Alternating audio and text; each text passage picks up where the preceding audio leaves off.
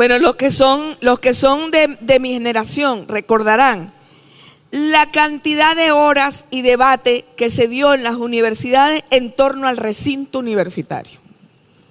Es decir, la autonomía universitaria asociada al recinto universitario. Y todavía, o sea, el gran logro es el recinto universitario. Yo creo que eso tiene un sentido cuando estamos en regímenes que han violentado la vida universitaria, que tomaban las universidades para perseguir a los líderes. Nosotros tuvimos la Universidad Central de Venezuela cerrada por 2 años, allanada por el gobierno de Rafael Caldera, y hoy en día eso parece que se le olvidó a la gente. ¿Ve? Pero además, la cantidad de veces que se metían los cuerpos de seguridad subrepticiamente o abiertamente frente a cualquier manifestación. Bueno, ahí nació todo el tema del recinto universitario, agarró mucha fuerza en la universidad. Pero resulta que se convirtió en el sumo de la discusión universitaria. O sea, no es el modelo educativo, no es la fundamentación ética de la educación universitaria. ¿Para qué formamos? ¿Para quién? ¿A qué proyecto responde la formación universitaria? Sino que es hasta dónde llega el recinto universitario. ¿Hasta qué pared consideramos que es recinto universitario? Eso fue un gran debate aquí en la década de los 80 y de los 90. Entonces, bueno, la propuesta de municipalización de la Misión Sucre y lo que estamos abrazando con la educación universitaria es que el concepto de recinto universitario se diluye, porque resulta que cualquier lugar que permite el encuentro de saberes para generar formación, para generar conocimiento en torno a las realidades y que está orientado por la política de educación universitaria, es un espacio universitario. Es un momento, es el momento del encuentro para el proceso universitario. El proceso educativo, el proceso formativo, el proceso de creación universitaria es en cualquier lugar, es donde está la vida. Es en el bosque, es en el barrio, es en el metro, es en la fábrica, ¿verdad? Es en el aula de clase, es en el laboratorio, en cualquier lugar, es en el río, en cualquier lugar que nos permita generar conciencia, conocimiento y compromiso en torno a la transformación de esos espacios, con metodología, por supuesto, con enfoque, con conocimiento, con todo lo que amerite el hecho educativo. ¿Qué ha supuesto entonces el esfuerzo que hemos venido realizando? Bueno, el esfuerzo que hemos venido realizando también nos ha puesto por delante que necesariamente las 3 funciones clásicas sobre las cuales se ha soportado la organización de la educación universitaria, o mejor dicho, de las universidades, que no es lo mismo que educación universitaria, han sido docencia, investigación y extensión. Bueno, nosotros estamos repensando eso fuertemente, porque esa separación ha producido un enorme daño en la educación universitaria. Es una separación burocrática, es una separación que no tiene nada que ver con nuestro objeto de estudio, con nuestro objeto de trabajo. Nuestro objeto de trabajo, nuestro sujeto en el proceso, que son los estudiantes, y nuestro objeto de trabajo, que es la educación universitaria, bueno, requieren ser conocidos profundamente, ¿verdad? Requieren ser transformados y requieren ser formados. De modo que no podemos separar quiénes son los que hacen extensión, quiénes son los que hacen investigación y quiénes son los que hacen docencia. Bueno, en el fenómeno que se ha dado en las universidades en Venezuela es que los extensionistas son profesores de tercera. Los que hacen investigación son de primera y los que hacen docencia son de segunda. Y en ese mismo orden van los recursos. Y en ese mismo orden va la importancia que se le da dentro del proceso curricular. Y en ese mismo orden está el peso académico que tienen cada una de las actividades. Entonces, usted ve el debate en las escuelas en donde cuántas horas el estudiante puede ir a la comunidad, cuántas horas puede ir a la fábrica, cuántas horas puede ir al hospital. Bueno, el mínimo necesario, porque el estudiante se tiene que formar, es en el salón de clase o en el laboratorio donde se crea artificialmente condiciones para que conozca algunos procesos. Pero la realidad es mucho más compleja que eso. Ojo, yo no estoy en contra de que se use el laboratorio, no estoy en contra de que hagan simulación de procesos. Pero tenemos que tener claro que eso no da cuenta de la complejidad de la realidad. Por eso, en este momento, nosotros, además de esa visión geopolítica que le estamos imprimiendo a la organización de la educación universitaria, estamos imprimiendo también una visión que tenga que ver con la necesidad de integrar en un solo proceso lo que tiene que ver con la formación, con la creación de saberes, con la vinculación social y con la capacidad productiva que debe tener cada unidad de educación universitaria. Es la producción intelectual, es la producción social, es la producción material. Sí. ¿Cómo es que la universidad hoy en día no produce textos, no produce investigaciones, no produce innovaciones, no produce lo que el país amerita? Y lo poco que está produciendo la universidad generalmente no se parece a nuestras necesidades. Generalmente no lo hace. Entonces tenemos que incorporar la producción, pero no en un sentido economicista, sino la producción como capacidad humana en todo lo que significa la conceptualización de la universidad. La universidad, la educación universitaria, entonces está impulsándose a desarrollar también el eje socioproductivo, porque también necesitamos innovar, necesitamos producir para incrementar la capacidad productiva nacional. Una revolución, un proceso de construcción de socialismo tiene que garantizar la capacidad productiva nacional. Producción de alimentos, producción de vestidos, producción de libros, producción de todo aquello necesario para la vida del pueblo. Por lo tanto, estamos impulsando que la educación universitaria tiene que, además de definir lo que significa la capacidad productiva, no en términos economicistas, sino como condición humana, es también asumir un eje socioproductivo para impulsar la capacidad creadora en torno a esa necesidad material que tiene el país. Para no cansarlos tanto, vamos a entrar a lo que hemos logrado hasta ahora. Algunos elementos.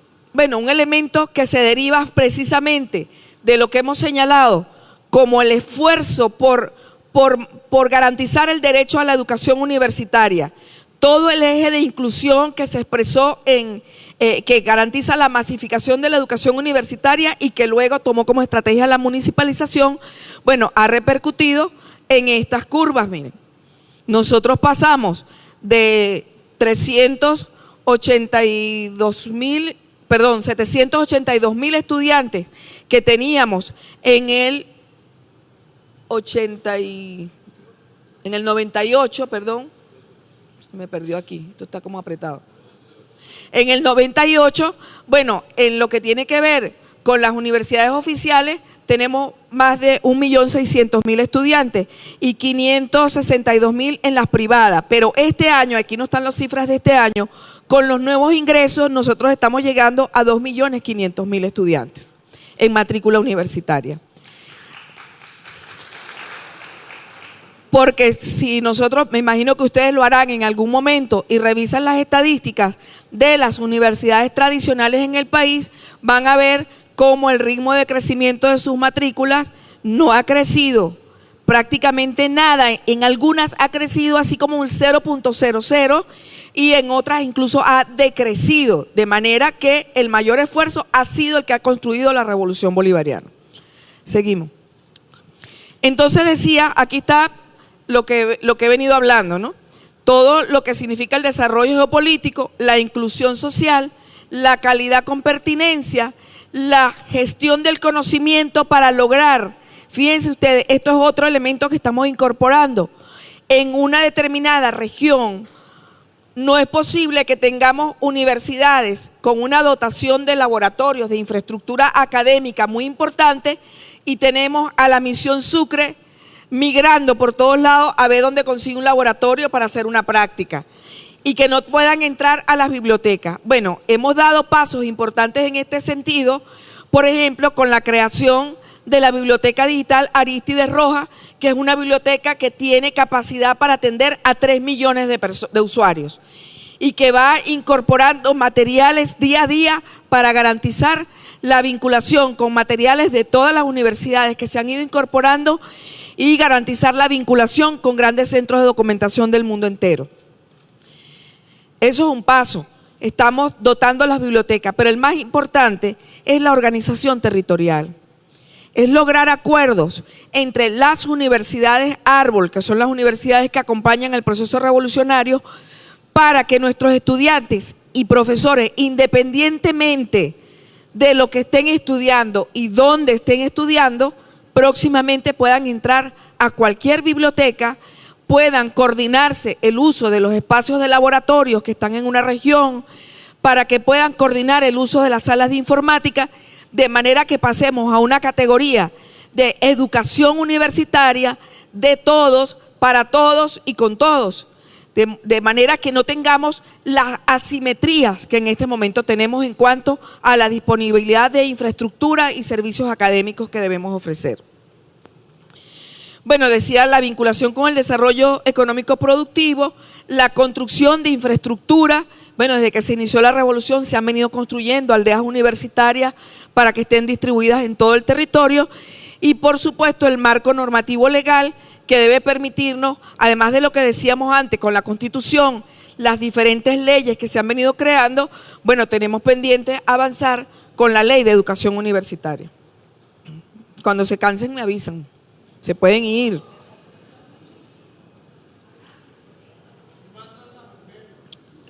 Eso sí es verdad, eso sí es verdad.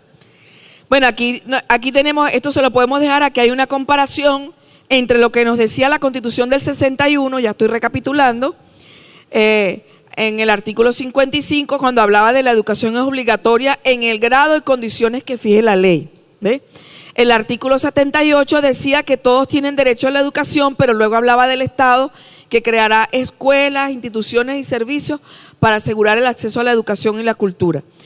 Y luego decía que la enseñanza superior y especial era motivo de excepciones cuando se trate de personas provistas de medios de fortuna. Esta coletilla era la que se venía utilizando para justificar la privatización de la educación universitaria. En la Constitución del 99, en el artículo 102, fíjense que dice, la educación es un derecho humano. Ya no la coloca como que es un elemento obligatorio, sino que es un derecho, es gratuita y es obligatoria. Y que el Estado lo asume como función indeclinable de máximo interés en todos sus niveles y modalidades. Conocimiento científico, humanístico y tecnológico al servicio de la sociedad. Seguimos. No voy a leer todo eso. Bueno, luego tiene todo lo que significa la educación como un derecho, como una educación integral de calidad, permanente, en igualdad de condiciones y oportunidades, sin más limitaciones que las derivadas de sus aptitudes, vocación y aspiraciones. Seguimos. El Estado docente. Venezuela rescató el concepto de Estado docente en la Revolución Bolivariana. Si nosotros veníamos de un proceso, y seguro que la profesora Marián va a tocar ese tema, como la educación bajo el pretexto de que debía estar en manos de la familia, el Estado venía desentendiéndose de los valores, de lo que ocurría con nuestros niños en las escuelas, y se produce precisamente una ruptura en el sentido de nación al cual debe aportar la educación. El Estado reconocerá la autonomía universitaria. Esto es otro elemento fundamental, que la Constitución por primera vez en la historia reconoce la autonomía universitaria, y la reconoce en todo lo que tiene que ver con sus normas de gobierno, con el funcionamiento administrativo y eficiente de su patrimonio, en lo que tiene que ver con los programas de investigación y docente, pero aparece de nuevo el tema del recinto universitario. Ya me estoy cansando.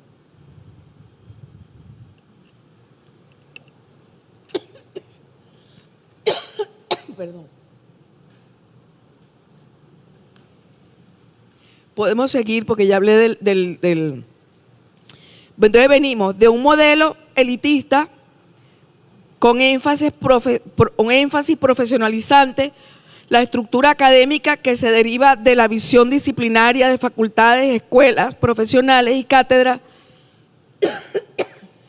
el método docente predominantemente magistral y de transmisión de conocimiento, es decir, unidireccional, el gobierno de la universidad de carácter representativo, están incorporadas a través de la extensión, pero así como el concepto de extensión lo dice, una extensión de la universidad. O sea, la universidad alarga su brazo y se extiende hasta las comunidades, pero no se integra con las comunidades.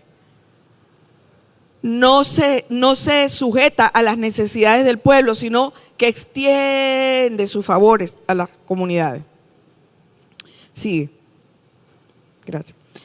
Bueno, aquí esto le hablaba, yo les decía que entonces la experiencia de municipalización a través de la Misión Sucre nos ha permitido avanzar en el cambio del modelo educativo y en el cambio de modelo de gestión. Ahí están todos los planos, digamos, hay un plano ético-político de la educación universitaria que nos plantea el para qué de la educación universitaria. Es una educación para formar élites, para producir saberes en torno a otras realidades y a otros intereses y a otro modelo de país, o es una educación universitaria que está comprometida con el Proyecto Nacional Simón Bolívar, una educación universitaria que se compromete con los objetivos del pueblo, que se compromete con la transformación. Y ahí está el dilema entre los dos modelos que se están enfrentando, que chocan cotidianamente en cualquier espacio donde se realiza la acción educativa y que nos toca a nosotros construir, defender y apuntalar permanentemente para que realmente se convierta en el modelo hegemónico en este país. Y el cambio de modelo de gestión, lo que les hablaba anteriormente, o sea, el modelo tradicional de la universidad encerrada, la universidad manejada unidireccionalmente ya no nos sirve, y por eso estamos apostando a una construcción estratégica en el modelo de gestión que articula todo el esfuerzo de educación universitaria y lo direcciona en función de los objetivos de país. Aquí está una referencia en lo que tiene que ver con los resultados. Les decíamos antes que la municipalización y la Misión Sucre nos permitieron ese avance en la matrícula. En el año 2010, bueno, a Venezuela se le reconoció como el quinto país en el mundo en cuanto a matrícula universitaria y el segundo país en América Latina, solamente debajo de Cuba.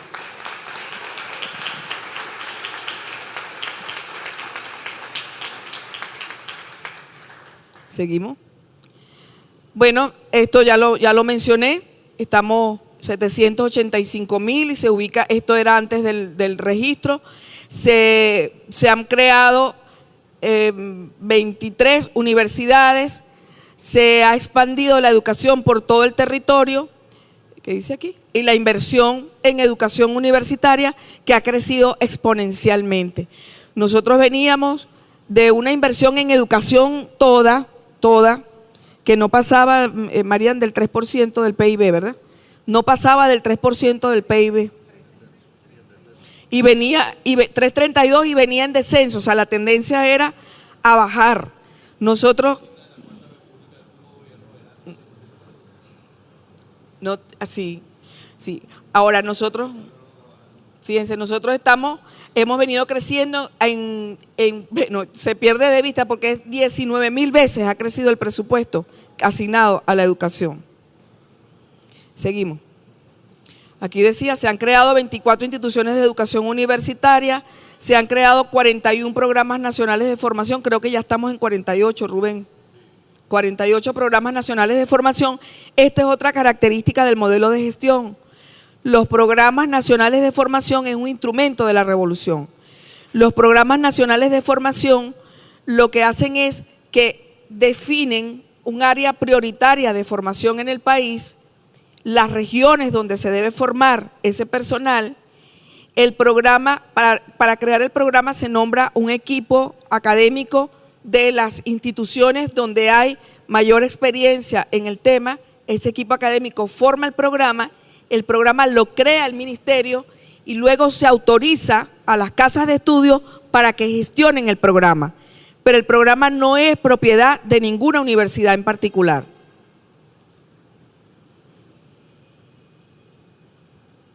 ¿Dónde están las muchachas? No sé. Estoy aquí pidiendo café, auxilio.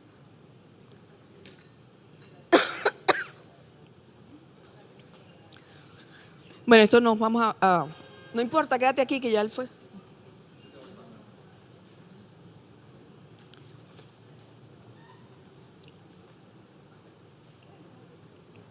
Pasa la siguiente.